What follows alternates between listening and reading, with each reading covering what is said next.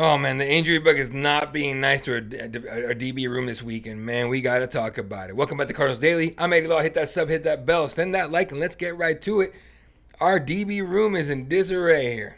We are in some trouble when it comes to the injury bug. One of the biggest storylines coming to the Cardinals game, the win over Carolina on Sunday, wasn't just a blown lead.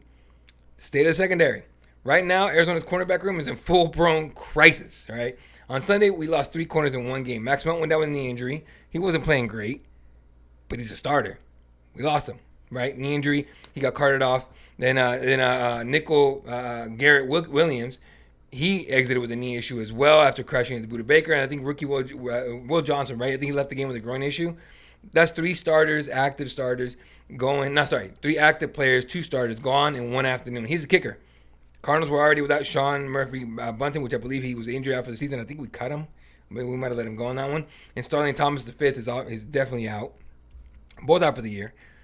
I know Denzel Burke and a couple of guys stepped up. Burke was huge for us. Right? And I loved having a guy like him in the DB room to be able to step up to cover for guys like Max Melton and Will Johnson. But, is he a starter? We don't know yet. So that leaves this team frighteningly thin at one of the most important positions in today's NFL. Against Carolina, we got away with it.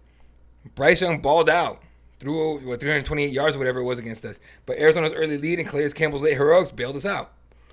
Against a team like the Eagles, against a team like the Lions, hell, the Rams, hell, even the Seahawks, we can't do that, right?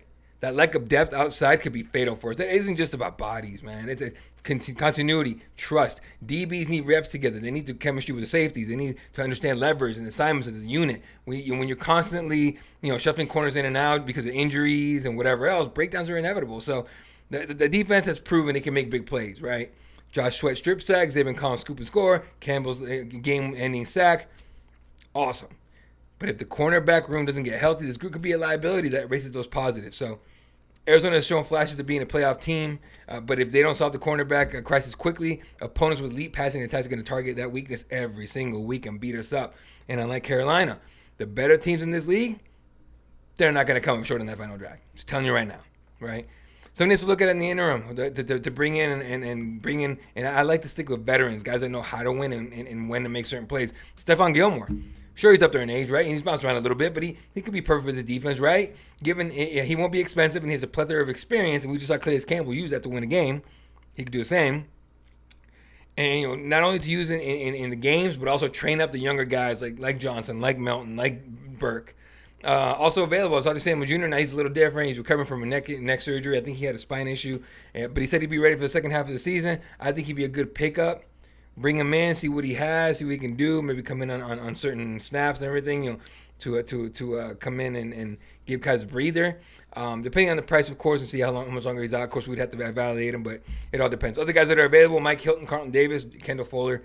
I think he's still a free agent, so more than likely we're going to promote from the inside. But I really want to see us bring in some veteran help, and who I would like to definitely see get in there is Stephon Gilmore. So we'll see if that ends up happening. But that's not going to save us when there's not a killer instinct. It's just not. Let's be real. Arizona Cardinals were 2-0. Awesome. But the way we gotten there should be a concern to the fans, and it is. Back-to-back weeks, this team has shown a major flaw. They don't know how to finish games. We do not have a killer instinct right now. In week 1 against the Saints, 20-10 lead late in the fourth quarter. We drop it, start to break up a pass in the end zone to avoid overtime. Sunday against Carolina, up 27-3 early in the third quarter, end up blowing the 24-point cushion, almost all of it. Nearly lost the game. Panthers came all the way back, 27-22, recovered an onside kick, which is embarrassing as hell, and had a real chance to steal the win in Arizona's building. So in our building, Jesus, that's not just sloppy. That's a trend. JG, Jonathan Gannon, head coach, he knows it. After the game, he said, quote, "When we have a chance to put away games, we got to put them away," end quote. He's absolutely right. Good teams do not let opponents hang around. Championship teams will take a 27-3 lead and they turn it into 41-10 or whatever. Instead, Cardinals let Bryce Young throw for a career high 328 yards and made us sweat until the final play. It's not something we can do, first of all, as a team, but also to the fans. We were all having heart attacks in the stands. Those of us who were left, that a lot of people left early thinking the game was over. I think Cardinals fans, like diehard, longtime Cardinals fans, I think we know better than to leave early because we know something could happen. Here's the problem. In the NFL, can't get away with it every single week. Not like this, right? You might hold off, Saints or the Panthers, but against, like I said, Eagles, Lions, Rams, even Seahawks, Chiefs. Even I know the Chiefs are 0-2, but relax, okay? Those teams will finish us off 100%.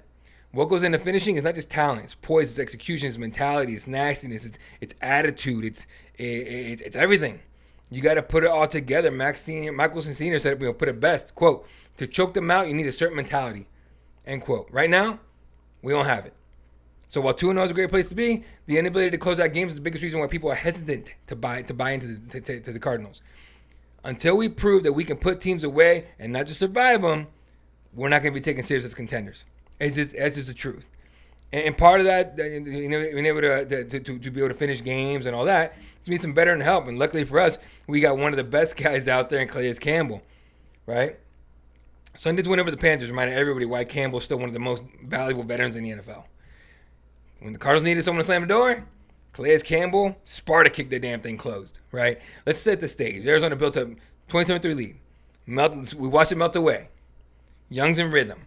Carolina's receivers are finding space. Hunter Renfro's kicking our ass. T-Mac's finding space everywhere and doing whatever he wants. And suddenly it's 27-22, less than 2 minutes left in the game. After the Panthers recovered that onside kick, again, embarrassing as hell, the stadium got tense as shit. Like, it was bad. Every Cardinals fan in the building was thinking the same thing. Are we really about to blow this lead?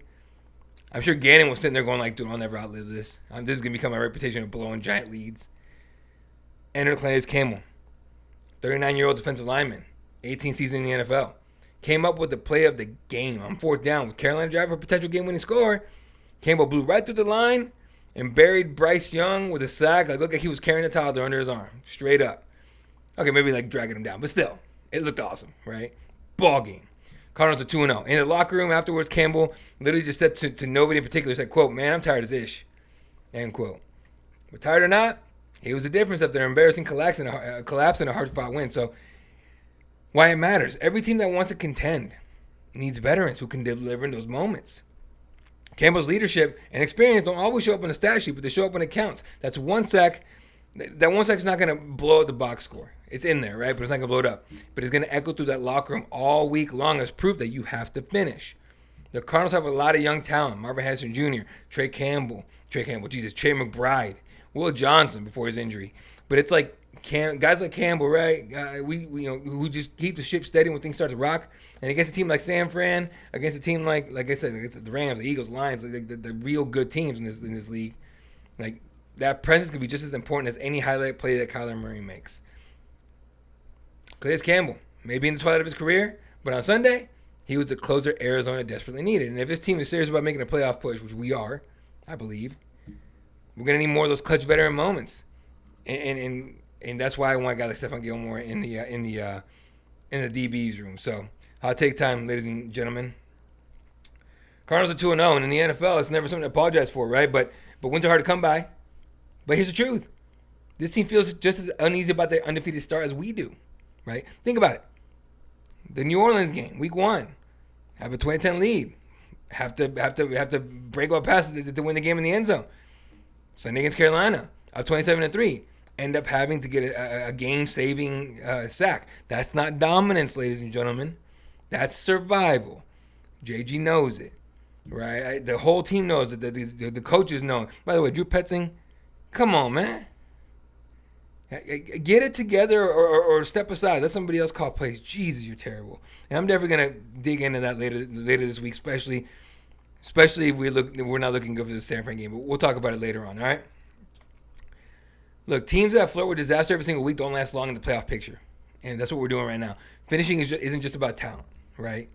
Like I said earlier, poise, execution, mentality, nastiness, aggressiveness, attitude. It all absolutely matters. Right now, the Cardinals don't have that killer instinct. And the players, they know it. Kyler Murray said it, quote, we got to finish games. It didn't bite us in the ass today. It didn't bite us last week. But you keep playing around, you're going to get bit, end quote. That's about as honest as you'll hear from a quarterback. So where does that leave us? On one hand, 2-0, right? In the league, we're playing the teams would love to be there. We'll kill for that record. I mean, so many teams that don't have any wins right now, Chiefs included. On the other hand, the way we got in those wins raises a lot of questions. Is this team that knows how to? Is this a team that knows how to win, or a team that's just barely holding on? Bottom line, man, 2-0 is a great start, but the Cardinals know, and we know, that the way we've been winning just won't cut it against teams that are playoff bound or even playoff hopeful. They got to turn we got to turn those nail biters into statement wins. We want to be taken serious as NFC contenders, not just NFC West contenders, but NFC contenders. All right. And it's just something we have to work on. We're going to have to make moves here. Certainly sign some veterans. Certainly maybe change a couple things here and there on the offensive side, of course, but definitely on the defensive side. I know we got tired.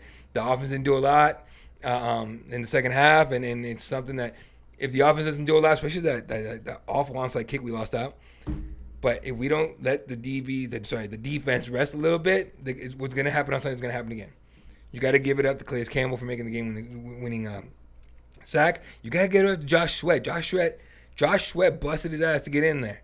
He did really well. That one, roughing the passer penalty, garbage.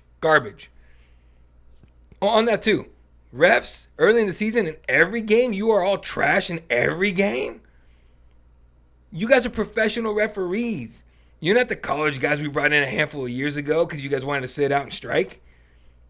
Get it together. Jesus, you guys were awful. Oh, you guys were awful. Awful. Get it together. All right, that's going to do it for this episode of Cardinals Daily. I'm Eddie Law. Don't forget to hit that sub, hit that bell, hit that like, leave a comment, tell your friends. You have friends that are Cardinals fans? Come tell them. Come see what's up. Come see what's up. Come hang out. Get your Cardinals Daily with me, Eddie Law, with fan art. I'll see y'all tomorrow. Go Cardinals.